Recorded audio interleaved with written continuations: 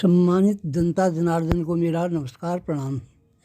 विशेष करके 5 राज्यों की जो विधानसभाएं चुनाव हो रहे हैं इसमें निवास करने वाले जनता जनार्दन को और मतदाताओं को मेरा प्रणाम नमन। मैं विशेषकर उत्तराखंड के संबंध में ही बात करूंगा क्योंकि मैं उत्तराखंड का निवासी हूं। तो पहले अपना घर ठीक हो तब देश के विषय में सोचा जाए। मान्यवर सभी सज्जनों, देखिए हमारा उत्तराखंड राज्य जो है 20 वर्ष करीबन हो चुके हैं, लेकिन इसमें बहुत उन्नतियां भी हुई हैं। हम मतलब केवल नकारात्मक भाव से कार्य न करें, सकारात्मक जितनी भी सरकारें आए हैं थोड़ा थोड़ा काम सबने किया है।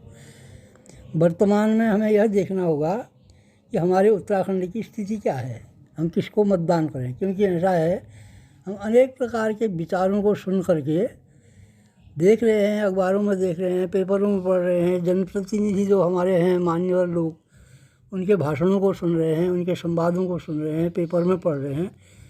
तो कोई सच है कोई झूठ है, क्या नहीं है, ये तो वही लोग जाने।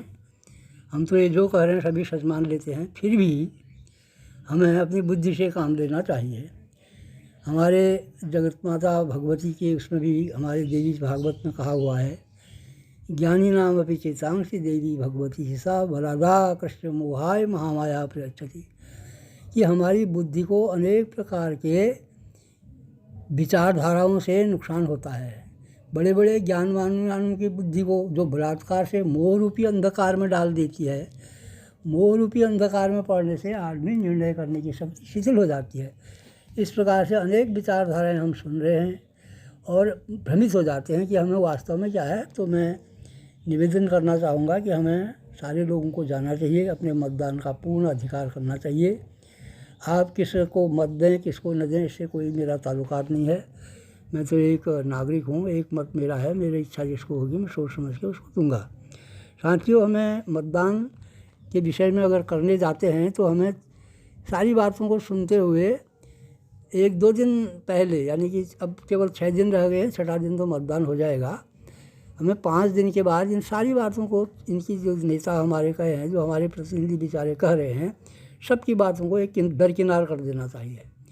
हमें केवल मतदान के लिए जाना चाहिए और अपना ज़रूरी काम, ये सबसे ज़रूरी काम है मतदान।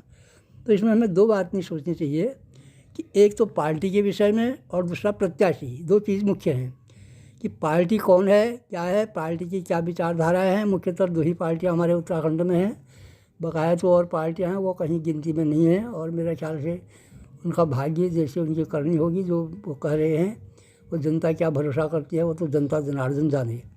मेरे विचार से केवल हमारे उत्तराखंड में भारतीय जनता पार्टी और भारतीय राष्ट्रीय कांग्रेस 2 पार्टियां मुख्य हैं। तो इन 2 पार्टियों के विषय में कहना चाहूँगा कि दोनों पार्टियों ने बराबर यहाँ पर हमारे उत्तराखंड में काम चलाया है 20 वर्षों के अंतर्गत।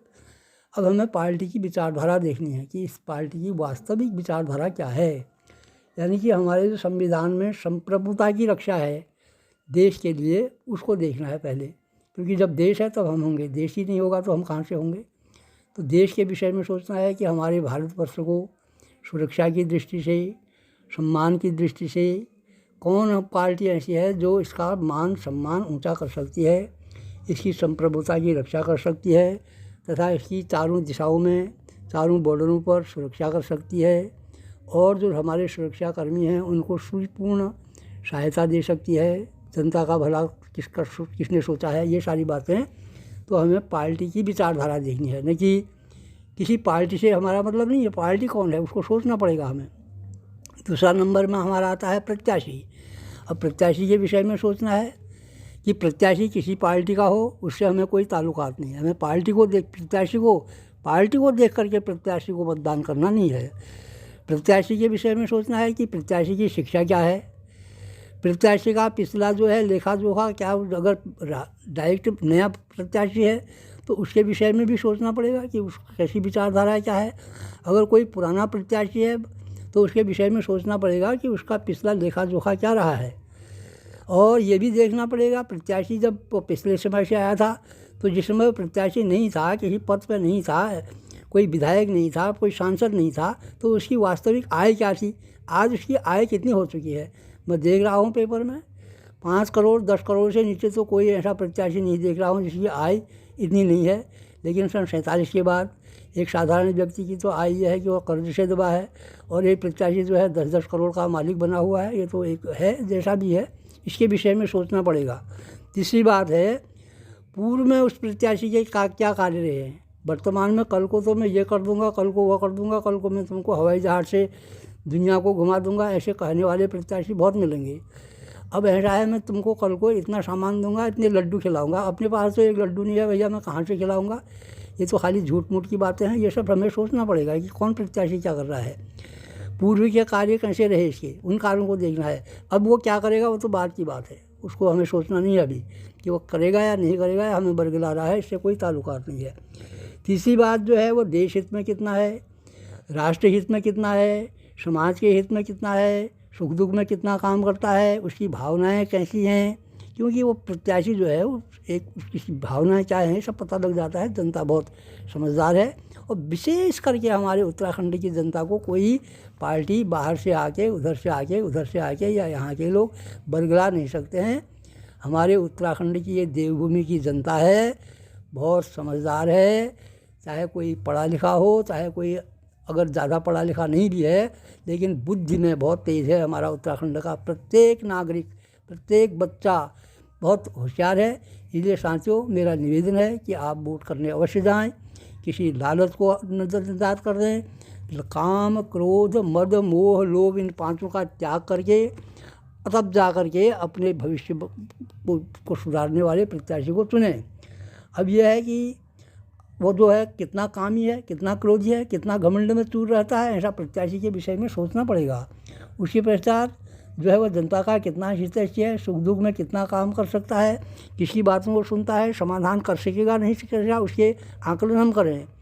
उसके पश्चात उसकी समाज में समावेशी धारणा है कि नहीं है, या कहीं बांटने की नीति तो कर रहा है अपने स्वार्थों के लिए, कहीं लड़ाने की नीति तो नहीं कर रहा है। ऐसे प्रत्याशी को भी हम दरकिनार कर दें, क्योंकि जब तक सद्भावना नहीं होगी, प्रेम नहीं होगा, आपस में भाईचारा नहीं होगा, तब हमारे घर में कितना ही संपत्ति हो, सुख हो, अगर घर समाज में विद्रोह होगा, लड़ाई होगी, झगड़ा होगा, तो हम सुखी नहीं रह सकते हैं। ये सारी बातें हमें सोच समझ करके एक ऐसे प्रत्याशी को चुनना है जो हमें बहुत हमारी नज़र में सही आए, हमारा दिल जिसमें गवाही हमें दे।